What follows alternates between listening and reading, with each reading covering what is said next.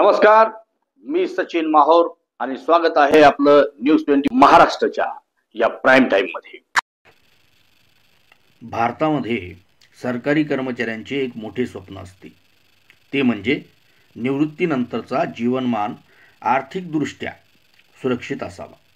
यासाठी जुन्या पेन्शन योजनेची मागणी गेल्या काही वर्षात अधिक तीव्र झाली आहे।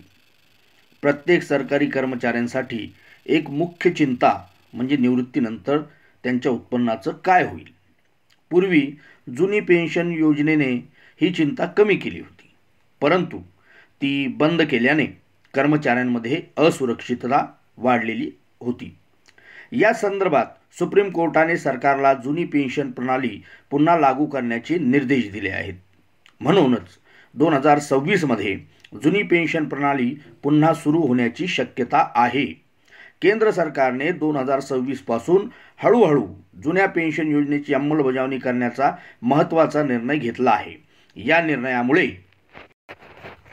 केंद्रीय कर्मचाऱ्यांना तर दिलासा मिळालाच, परंतु त्यांच्या कुटुंबियांनाही मोठा फायदा होईल। पेन्शन योजना त्यांच्या भविष्यकालीन गरजा पूर्ण करण्यास मदत करेल। सरकारचा हा निर्णय सरकारी कर्मचाऱ्यांसाठी एक आश्वासनात्मक पाऊल आहे। आता जुनी पेन्शन योजना विशेष काय, तर दरम्यान जुनी पेन्शन प्रणाली बरीच चांगली होती। निवृत्तीनंतर पेन्शनची व्यवस्था होती। कुटुंबाची आर्थिक सुरक्षा मजबूत करण्यासाठी ही रक्कम तुम्हाला देण्यात आली होती। यामुळे तुम्ही तुमच्या वृद्धापकाळात दुसऱ्यावर अवलंबून राहण्यापासून रोखू शकाल। शिवाय जुन्या पेन्शन प्रणाली अंतर्गत निवृत्ती वेतनधारकांना आयुष्यभर एक निश्चित उत्पन्न मिळत असे, त्यामुळे त्यांना मानसिक शांती मिळत असे।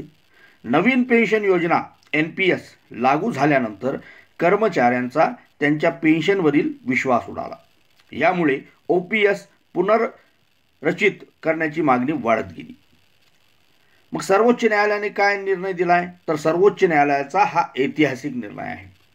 कर्मचाऱ्यांच्या याचिकेवर सुनावणी करताना सर्वोच्च न्यायालयाने म्हटले की पेन्शन हा केवळ एक विशेषाधिकार नाही, तर कर्मचाऱ्यांचा हक्क आहे। हा त्यांच्या भविष्याच्या सुरक्षेशी संबंधित विषय आहे। कर्मचाऱ्यांच्या भविष्यातील सुरक्षेची खात्री करण्यासाठी जुनी पेन्शन योजना पुन्हा लागू करण्याचे निर्देश सर्वोच्च न्यायालयाने केंद्र सरकारला दिले। आता प्रमुख सरकारी घोषणा 2026 पासून OPS लागू होणार। सर्वोच्च न्यायालयाच्या आदेशानंतर केंद्र सरकारने असेही जाहीर केले आहे की 2026 मध्ये देशात जुनी पेन्शन योजना पुन्हा लागू केली जाईल। सर्व केंद्रीय कर्मचाऱ्यांना याचा फायदा होईल। आवश्यक प्रक्रिया आणि विशिष्ट मार्गदर्शक तत्त्वे लवकरच जारी केले जातील।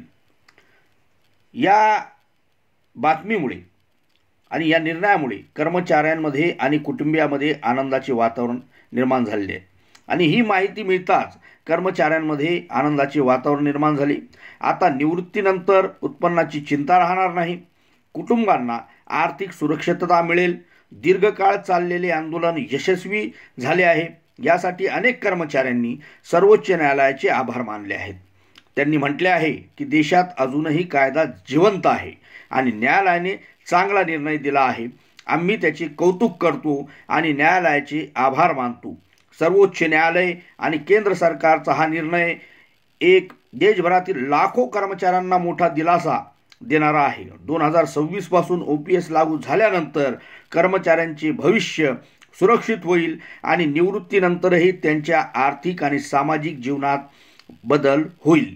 आणि या निर्णयामुळे केंद्र सरकारने जो निर्णय लागू केलेला आहे केंद्रीय कर्मचाऱ्यांसाठी, या निर्णयाच्या पाठोपाठ आता राज्य कर्मचाऱ्यांच्याही आशा कुठेतरी पल्लवित झालेल्या आहे आणि येणाऱ्या काळामध्ये राज्य कर्मचाऱ्यांना सुद्धा पेन्शनचा लाभ मिळेल ही आशा या निर्णयामुळे निर्माण झाली आहे।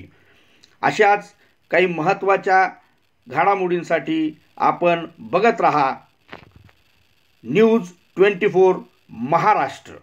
धन्यवाद।